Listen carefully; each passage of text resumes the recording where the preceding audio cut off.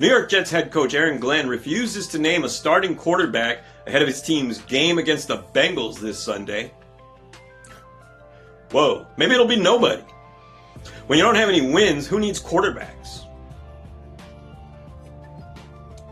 These jokes are about to get a lot worse. Dodgers head to Toronto, Canada to face the Blue Jays in Game 1 of the World Series. Woo! Yes, Toronto, Canada, great. Now all the Dodgers will be foreigners. And finally, it'll be the battle of the Native American themed teams this Monday night when the Chiefs take on the Redskins. I meant the Commanders.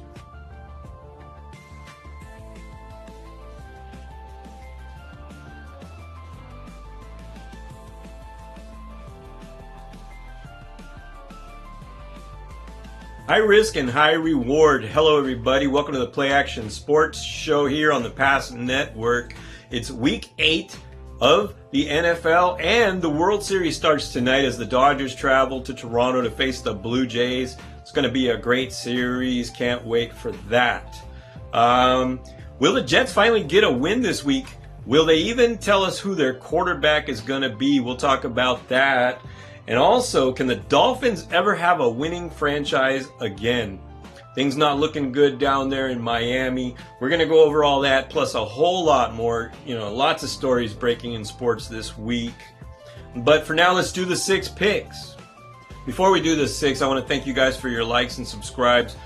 Doing pretty good. I'm real pleased with the channel and what we're doing so far. I hope it's bringing you a lot of value. Good luck on all your wagers, and thank you again.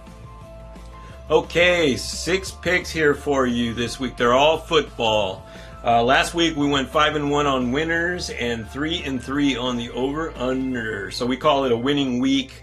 Our overall lifetime so far is 19-11 on winners and 13-17 on the over/under. Got to get better on the over/under still, but we're at least we didn't fall below 500 this week on the over/under.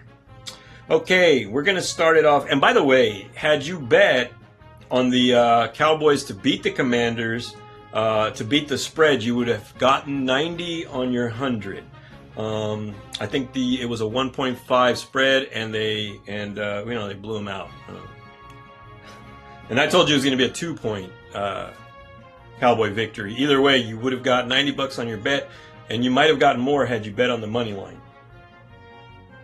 But this week, we're going to look for a gem, and we're going to start out with that gem right away, as we've got the Dolphins and the Falcons. Yes, Miami heads into Atlanta, face off with the Dolphins. The Dolphins are 1-6, as you know. Tua not having a good year. All kinds of debate on whether they should bench Tua or just fire the head coach, I think his name is Mike McDaniel, or Mike Daniel. I'm not sure. Either way, we're going to pick the Dolphins in this game. Why? Well, the Falcons are 7.5-point favorites, but they're not having a good year. They're 3-3 themselves. And the Falcons allow more points per game in the last 5 games than they actually score. There's going to be 4 teams on our picks this week that match that description. That's going to be the Dolphins, the Falcons, the Giants, and the Eagles. All 4 of those teams during the last 5-game stretch have scored less points than they allow. For that reason, I'm going to pick the Dolphins to beat the Falcons 36-14. That's the over. They're giving us 44.5. And that would make this one our gem of the week. I know what you're thinking. Why are you picking the Dolphins? There's all kinds of chaos over there.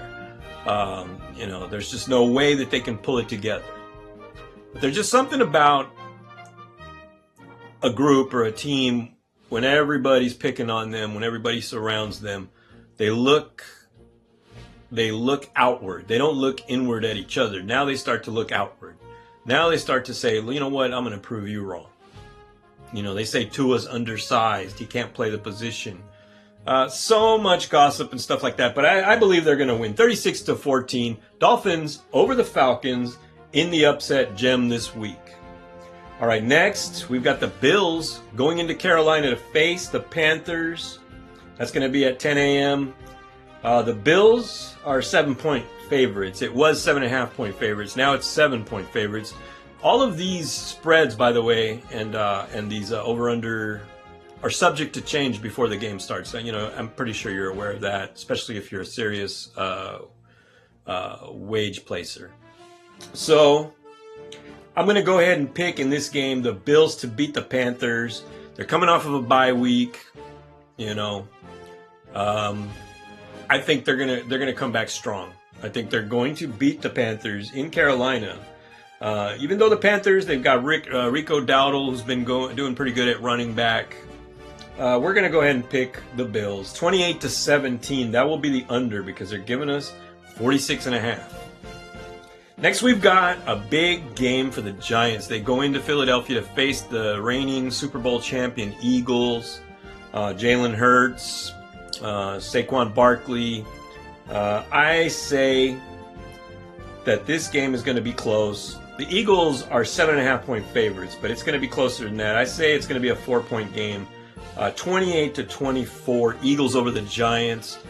The Giants are a great story. They got Jackson Dart. They've got Scattaboo, the running back. They've got, Neighbors is out, but he's going to be coming back. They're building towards next season, basically, is what's going on. And it's a great story. And listen, if you pick the Giants against the spread, I think you would win because it's going to be a 4-point game in my estimation. But the Eagles, they've had enough of their losing ways. Last week, they got back on track. They're 5-2. Look for them to send the Giants to 2-6 this week. 28-24 Eagles. Next, this is probably the next 3 games are all very exciting games. First one is going to be the Broncos hosting the Cowboys up at Mile High. This one's going to be close again. The Broncos are 3.5-point favorites. We're going to say it's going to be a 4-point game. They're going to cover. It's going to be 26-22. Broncos at Mile High.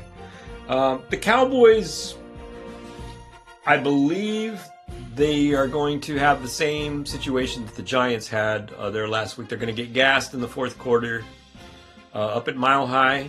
Their defense especially. And I look for the Broncos to beat them. To edge them, really. 26-22, Broncos over the Cowboys. Sorry. And that's the under, because there's 50.5 on that one. Sunday Night Football is a very interesting game. Of course, you've got Aaron Rodgers and the Steelers hosting his former team, the Packers. This game is going to be 27-23. Packers come to Pittsburgh and beat the Steelers. They beat Aaron Rodgers. Jordan Love shows that he is the true leader of that Green Bay Packers. There's something weird going on. Aaron Rodgers said in the media that he made a comment that he's going to end his career at Green Bay. Of course, he means that, they'll probably sign him to a one-day deal at the end of his career, and he'll come back, and then, they'll retire his jersey. Of course that's going to happen. And that's great that he's happy about his former team, but it's a little too lovey-dovey. He's the quarterback of the Pittsburgh Steelers. He's supposed to be thinking to himself right now, well, I want to show my former team why they shouldn't have ever let me go. Why they should have made things easier for me to stay. And, I know what you're thinking to yourself. Be above that. No, this is football. You have to be competitive. And I believe Aaron Rodgers is playing a little too much lovey-dovey with Green Bay Packers. Ironic, because their quarterback's last name is Love. Okay, we got the Packers beating the Steelers 27-23. That is the over. It's 45.5, and we're taking 27-23 to put them at 50 for the total. A Monday night's game, very interesting. Commanders go to Kansas City to face the Chiefs. Mahomes has really been putting it together lately. He had an article in Sports Illustrated where he stated that, let me take you right to it. The article is by Eva Geithheim of Sports Illustrated. Or is it Gateheim? I'm sorry if I butchered your name. But he talks about how he would give too much credit to the defenders. And he would see them in a particular coverage, and he would just assume that the defenders were all going to do their job. But of course, he noticed on watching game tape that there were a lot of times when defenders were not doing their job, or they slipped and they fell, and he just didn't even bother to look in that direction because he just already had calculated in his mind that there's no way that his man's going to be open in that direction. That's a part of calculating. That's a part of odds, if you really think about it. What he's doing back in that pocket is he's risking being sacked. That's the risk. There's also the risk of him throwing an interception. The reward, of course, would be a completion, a first down, a touchdown. The risk reward. But the calculation goes on in the pocket in real time, whereas he just assumes that the man is covered, and that's his calculation. But calculation cannot be made without confirmation. You got to look everyone down. Look down all your receivers, unless you're trying to do some sort of a fake and then you look at the wrong receiver, right? But you look down all your receivers. I'm speaking like as if I know the position. And then you throw to where the open man is, or you throw it into the crowd. But yeah, Mahomes putting it together this week. 24-22, the Chiefs beat the Commanders. They don't have Jaden Daniels. The Commanders, I don't believe they're going to have Jaden Daniels this week. I think he's out for the year, if I'm not mistaken. They're just not going to do it with Mariota. He's a tough guy. He could come in and prove me wrong. Don't get me wrong. But the Chiefs win. We're going to say it's going to be 24-22. That is the under. It's a 48 points in that. Now, those are the 6. We're going to go ahead and pick another game, but it's unofficial. So let's just get into the rest of the show. And by the way, as always, good luck on all your wagers and gamble responsibly. By the way, this just in, Alex Vizia, the Dodgers trusty reliever, reportedly is not traveling with the Dodgers to Toronto for Game 1 of the World Series, facing a private matter that arose. We wish him the best and his family as well.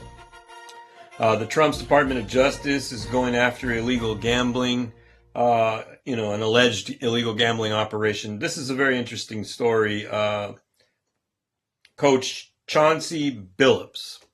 Now, he is the same Chauncey Billups who played for the Detroit Pistons, I believe. How many people could be named Chauncey Billups? Got to be the same guy. Also, former Miami Heat player Terry Rozier. A couple of other names involved in this. It's another damaging blow to the league, no matter what. But just remember that all parties are presumed innocent until proven guilty. Dun, dun, dun, dun, dun. All right. Law and order. Yeah, right. But, it's true. That's the American way. That all parties are presumed innocent until proven guilty, whether you like it or not. You know how many times I've had to bite my lip, and not basically tell the entire group that I didn't like the path that they chose to go down, the team, when I saw them doing the wrong thing, the company, the organization, whatever it may be. There are times when you just have to sort of go with things. The NBA has had multiple instances of gambling and things like that have put a black eye on the league. Let's just call it what it is. But at the same time, not to be morally relativistic, but I don't believe in judging anyone. Obviously the law is the law. If they broke the law, then they'll be judged, and they'll be judged by a jury of their peers or by a sitting judge. So that's not up to me to say anything about that. What I will say is that, like instances with Pete Rose, the Hall of Fame. The Baseball Hall of Fame refuses to let certain players into the Hall of Fame.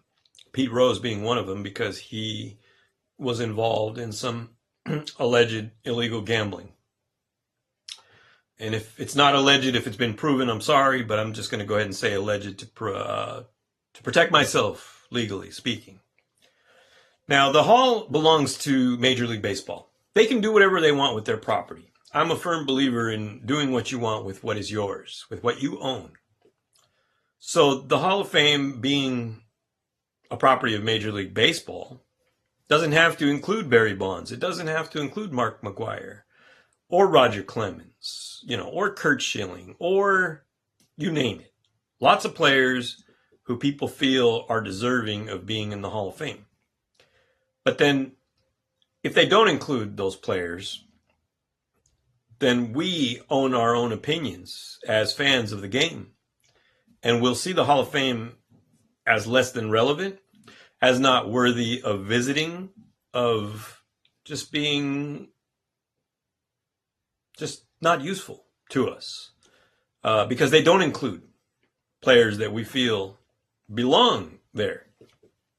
Not to besmirch or stain the memory of guys like Earl Weaver, former Baltimore Orioles manager, but he's in the Hall of Fame. And there are many instances of him fighting with umpires, cursing players out, making comments that are objectionable would be a mild way of putting it. But yet he's in the Hall of Fame. And what about like Babe Ruth? What about like Joe DiMaggio?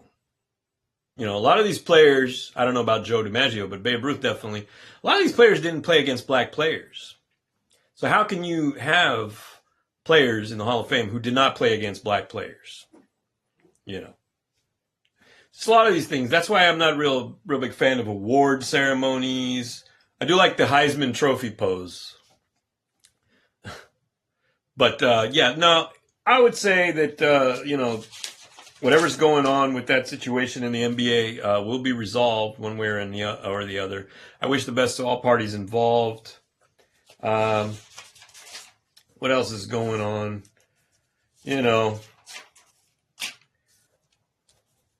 I guess that's about it. We'll go ahead and call it a week. You guys take care of yourselves and each other. No, I'm just kidding. That sounded like Jerry Springer. But let's talk about the Jets real quick. The Jets, who's it going to be? Is it going to be Justin Fields? Is it going to be Tyrod Taylor? I think there's a possibility that they're going to go with the third string quarterback, Brady Cook, and they're not even going to tell us. What do you think of that? The Jets would surprise everybody by going with Brady Cook, the third string quarterback, because everybody expects it to be the veteran Tyrod Taylor or Justin Fields.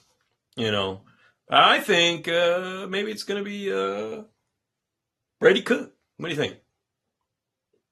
I don't even know. Maybe he's the guy that they benched. I haven't paid much attention to the Jets this year. They haven't given us much reason to pay attention, but I do think they're going to win this week. They got to win sometime. You can't lose them all. Just like they say you can't win them all, you can't lose them all. But don't say that to the Miami Dolphins. And I'm so glad I was able to segue into that, because that's how we're going to end this show this week, because we wanted to talk about the Dolphins. Will they ever be a winning franchise again? This is an important question, especially if you're a fan of the Miami Dolphins. So, this week, I'm picking them to beat the Falcons. Now, I know it's a risk, but high risk, high reward. At this point, I think the Dolphins should just lay it all out on the line. Just play like there's nothing to lose, because really for you guys, there's nothing to lose. Your season's already just about shot. Technically, I think you can still make the playoffs if you win all the games. But your season's not looking good. Play all out. Why not? Look what the Giants are doing. They don't care. Jackson Dart's out there just gunslinging. You guys can do that too. The Jets can do that too if they even knew who their gunslinger's going to be. But this week, the Jets play the Bengals. You know, the Bengals are with a backup quarterback as well. I think it was Joe Flacco. You know, I'm going to pick the Jets. This is an unofficial pick. I'm going to pick the Jets to finally win this week, beating the Bengals. It's an unofficial pick, but I'll tell you what, it would be a stunner, especially since they can't figure out or tell us who their quarterback's going to be. I hate to harp on things, but that's kind of important. All right. The Dolphins. You know, here's a team that plays basically in the city of GTA 6, right? You know, they're in the middle of the swamps and the alligators, but they also have Miami Beach. They also have South Beach. They have the Keys. There's so much stuff to do in Florida. It's so fun. You know,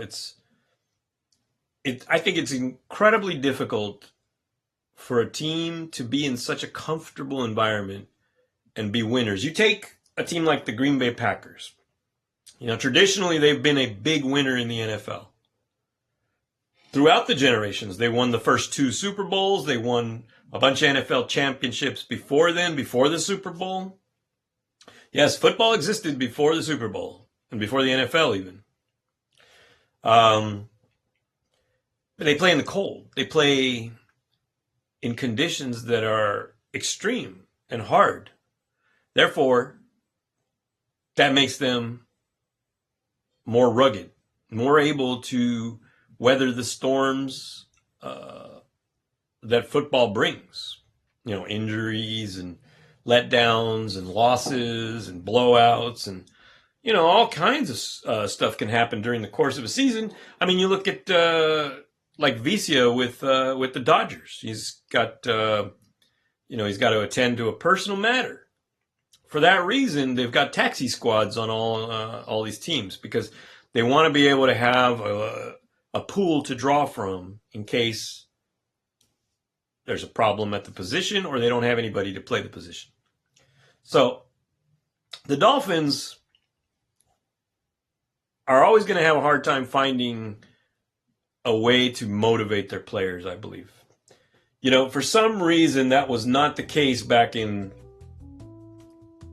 72 when Larry Zonka played for the Dolphins, when Don Shula was the coach, Bob Greasy was the quarterback. And this was pre-Dan Marino. This was back when the Dolphins would make it to the Super Bowl and then lose the Super Bowl. They finally won a Super Bowl. I think it was against the Cowboys, if I'm not mistaken. Or maybe it was the Vikings. I have to look that up. Not much of a historian. No, I'm busy reading about the Providence Steamroller. I go way further back than the 72 Dolphins. All right, you guys, I'm going to wrap it up now. You guys take care of yourselves. Again, let's watch some football this weekend. Hope everybody stays safe out there, and let's enjoy the games.